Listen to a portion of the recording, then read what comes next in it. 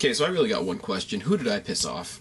Who did I piss off out there in the universe? I mean, I don't even mean the WWE universe. I mean the universe in general.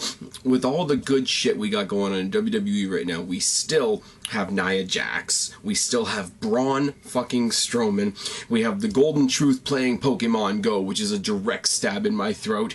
And now we've got a... choose my words carefully, feud brewing between Titus O'Neil and fucking Darren Young.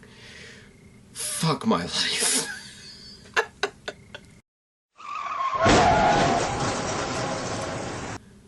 What's going on, everybody? It's your buddy, it's your pal Spaz, Phoenix, the YWC Reality Check, here with your August 1st Raw review. Call it Episode 2 of the New Era. Reasonable. Very, very reasonable. Lots and lots and lots of exciting things to be excited about for SummerSlam. We got a lot dropped on us in the pre-show this week. We got the New Day is going to face the Club tonight, and the Club has put in a complaint so that there's only 2 members of the New Day allowed to compete, which is fair enough. We all know that Brock Lesnar is returning. They quickly recapped Balor's debut on Raw last week. They did a little bit of a video package on the CWC, hyping up the Cruiserweight division coming to Raw. We recapped Sasha Banks' win over Charlotte last week. We got a little mini interview with Corey Graves. We get the announcement that we've all seen on social media that Sasha versus Charlotte round 2, I guess you could say, is happening at SummerSlam. We see a couple of out of kayfabe. We see some snapshots from Rusev and Lana's wedding, which is all good. Congrats to them. And then we get a promo package in the back with the primetime players. They're excited to be on the same brand, but they're excited that, 4 years ago they were the primetime players. Now they're both going off in their separate directions. What those directions are, I have to question, because neither one of them has done fuck all. One of them is hanging out with Bob Backlund. The other one assaulted Vince McMahon. But here we go. They're excited about their match against each other tonight because it solidifies that they're not a team anymore, as if we needed that. And it solidifies their, solo endeavors. And then Titus O'Neil says, I've been watching all this make Darren Young great again, but when was Darren Young ever great? I don't like Titus O'Neil, but that's a valid point. Anyways, that's all in the pre-show. That's everything that got dropped on us in the pre-show. Sasha Banks comes out to start the show. Huge You Deserve It chance to feel like they, fell over right from last week. Talks about last year, about her and Bayley owning the show at Barclays for the NXT Women's Championship. This year will be the same when I beat Charlotte.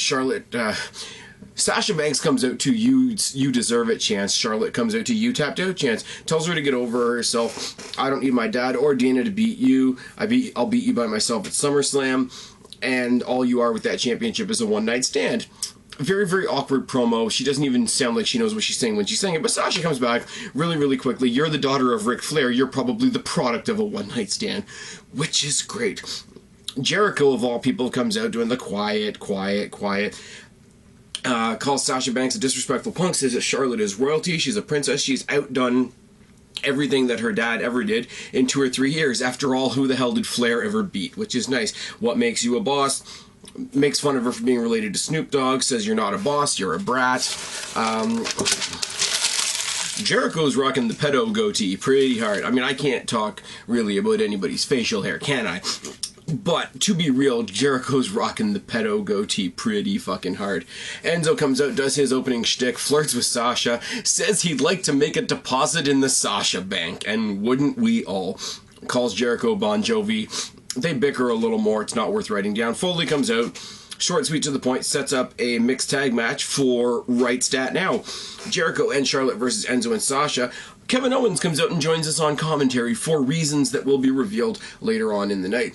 Armbar by Enzo and a headlock by Jericho, and a shoulder tackle, dropkick and an arm drag by Enzo, and a trip by Sasha on Charlotte. Pin exchange between Charlotte and Sasha, and chops by Sasha. Top rope arm drag and a double knee press by Sasha. Enzo and Sasha both clothesline their respective opponents out of the ring and hit a double suicide dive, which I have to say what you will about Enzo, but this double suicide dive was fucking pretty. And a great way to send us into the commercial break. Come back.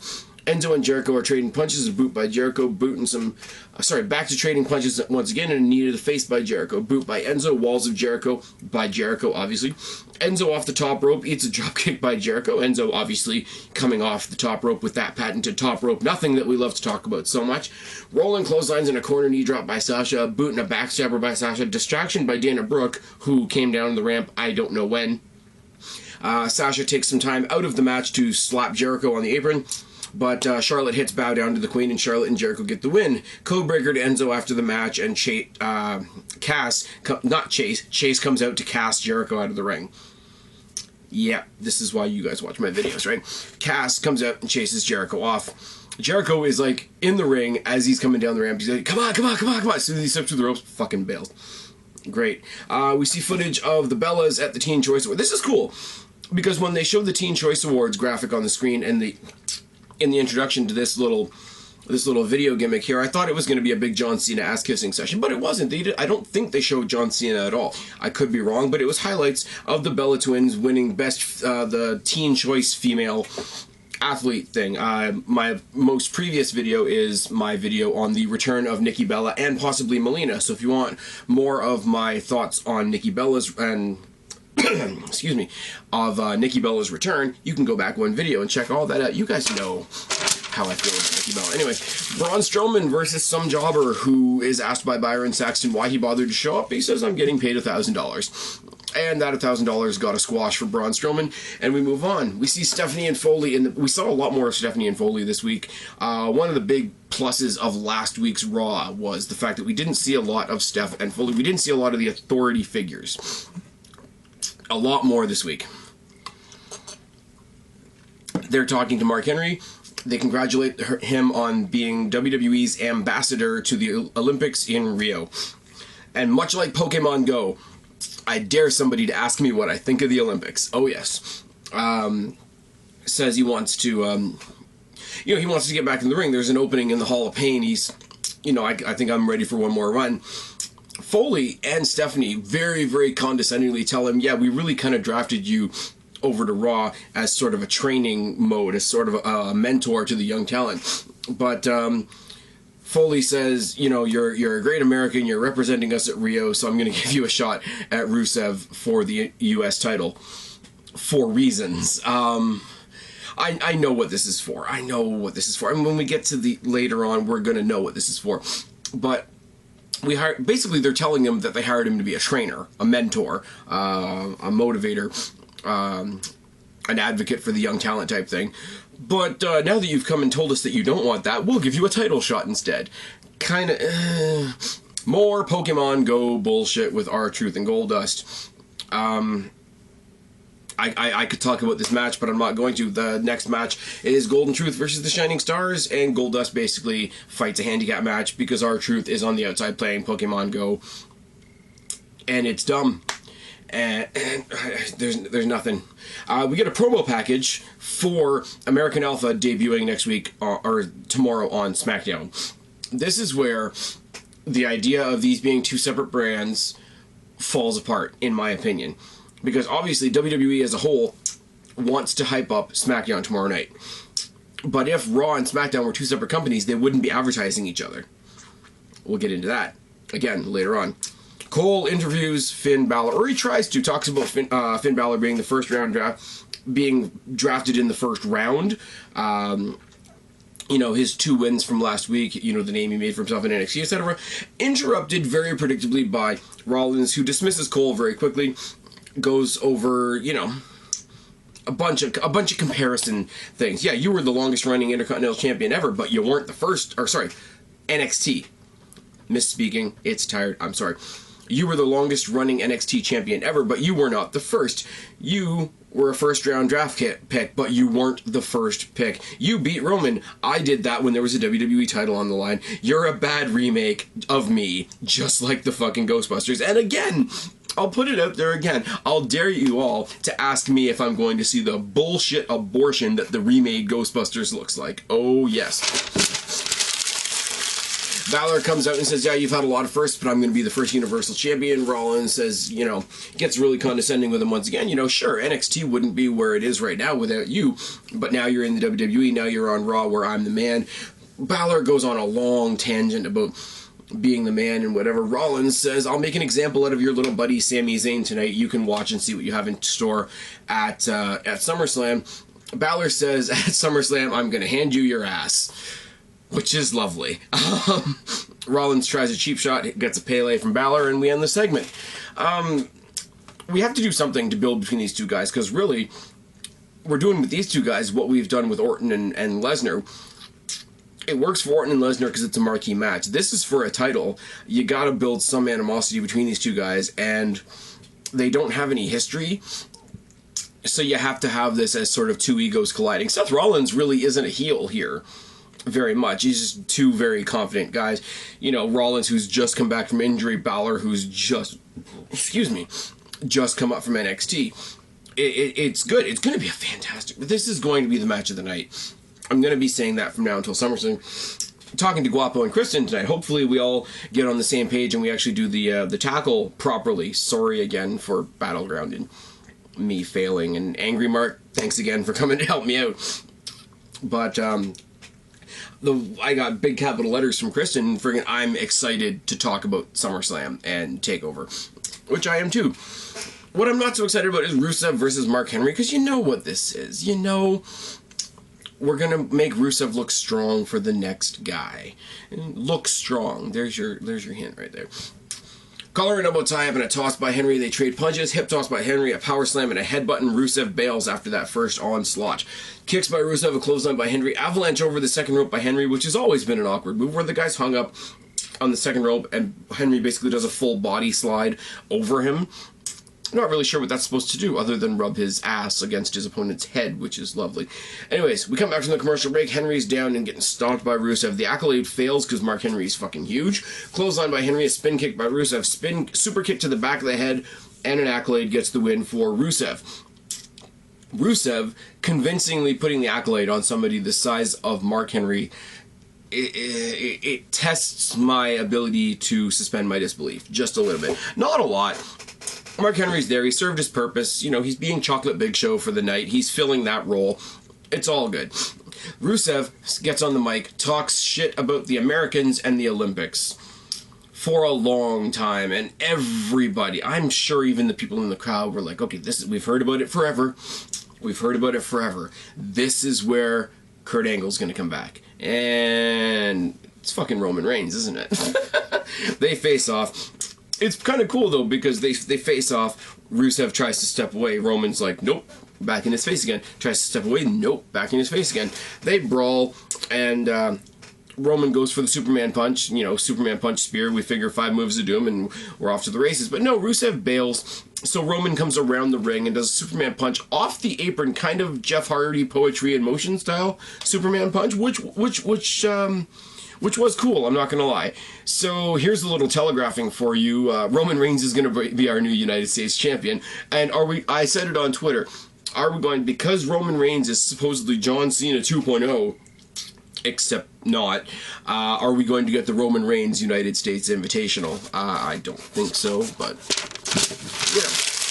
WWE tries, you know, we talk about WWE trying with people that they just shouldn't try with. They try again with Nia Jax. They try again with the same promo video that we saw last week. It still doesn't get me very excited. And we get Titus O'Neil versus Darren Young, because they're on a roll in this hour. Titus O'Neil versus Darren Young. I don't care. They both talk shit through the whole match like little bitches. Titus O'Neil, the bigger guy, the guy that's supposed to be this super impressive juggernaut, wins with a handful of tights. So what could be called a tag team divorce ends with one guy grabbing the other guy's pants. Oh yes, and I don't care a whole bunch. Sheamus cries to Stephanie and Foley about how irrelevant he is. Cesaro comes in and talks some shit and makes fun of him. Foley makes Cesaro versus Sheamus later tonight for reasons. Nia Jax versus some jobber. It's a squash for Jax, and nobody cares. Now, last week, I don't know if you know, I went back and I watched Raw after I heard this. If you watch the Nia Jax squash match against Britt Baker last week, you will see that not only does the referee pull out his gloves towards the end of the match, but the match cuts off very quickly after it's over. That is because Nia Jax sucks so fucking hard that apparently she busted this poor girl's face open. Please demote her into whatever is below NXT. Just saying. New Day ended up being Big E and Kofi Kingston because they played Bag of Fruit, and the two of them pulled out apples, and Xavier Woods pulled out a banana or something like that. And it's in Xavier Woods' hometown. We were in Atlanta. The hometown boy didn't get to participate tonight in front of his hometown crowd.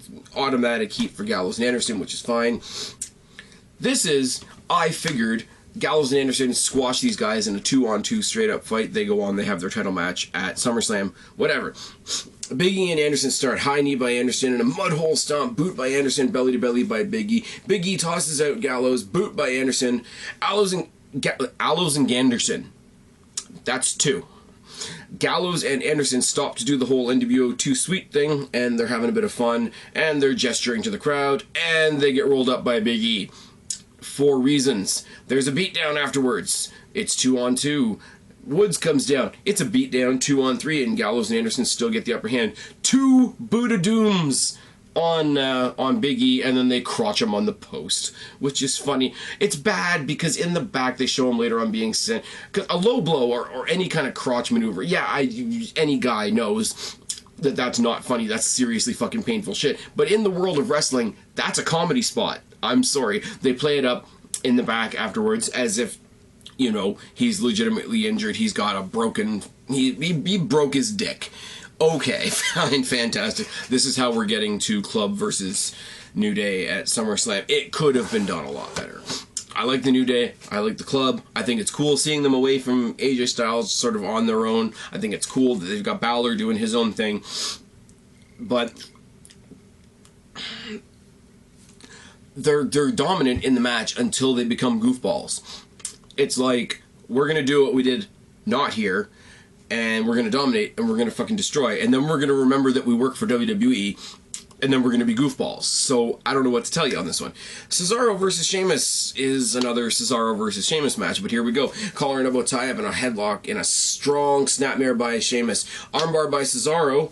They trade uppercuts a lot, and the announcers do their best to...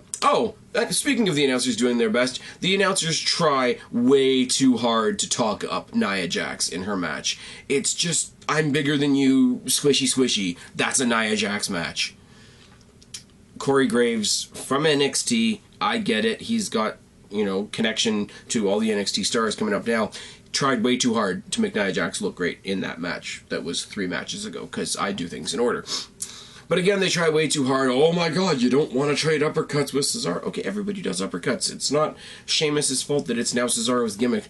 Axe handle by Sheamus and lots of uppercuts by Cesaro, as I say. Uppercut trained by Cesaro and Sheamus bails. Cannonball off the apron by Cesaro after Sheamus bails. But then Cesaro turns around and eats the post. Slam on the apron by Sheamus because, you know, Kevin Owens does the powerbomb on the apron, so now everybody's doing shit on the apron, which is fine. 10 beats to the bow and a clothesline. Top rope shoulder tackle by Sheamus and a slam. Deadlift vertical suplex by Cesaro. Headbutt by Cesaro. Springboard corkscrew uppercut by Cesaro. Neutralizer by Cesaro. Surprise, Cesaro wins this match. I'm sorry, guys.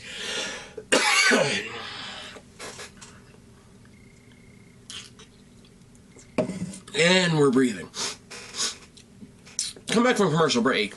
Cesaro and Sheamus are still brawling in the ring. As they're going up the ramp, you hear somebody else in the ring screaming, "Let them fight! Look at them brawling! Look at them go!" Whatever. In the ring, you see Heath Slater and Jinder Mahal claiming that 2MB, because they're not getting Galloway, are they? Are going to take over Raw. Foley comes out and again, Foley keeps it nice and short and sweet, which is good. Neither one of you belong here, but you two are going to have a match. Right now, winner gets a spot on Raw. Heath Slater protests and says, "You can't make brothers fight like this." Jinder Mahal sneaks up behind him, signals to the referee to ring the bell, gets a 3 count, and yes, in fact, Jinder Mahal is on Raw. This is fine. This is wonderful. Anybody that thinks Jinder Mahal is a jobber of any type of stretch of your imagination, go back to when NXT first started being good, when they had the tournament to crown the first ever NXT championship. The finals was Seth Rollins and Jinder Mahal. Go check it out. It's a good match. Jericho's interviewed in the back. He's trying to sound tough. He says, you know, he's tired of Enzo always relying on Cass. He always got the big dumb dog following him around. Comes up with some random name. He's like, "I've got somebody to back me up," and he's like, Jim James Jobber Schnabitz, whatever he says. And Kevin Owens just walks up to him and says, "That's not a real guy. I mean, I've got your back, but that guy that you just mentioned isn't a real guy." And Jericho looks back at the camera and says, "See, I told you, I've got Kevin Owens to back me up." Now, because they're not in the title picture right now, If this means we're getting Enzo and Cass versus Jericho and Owens, I'm okay with that. I'm really, really okay with that.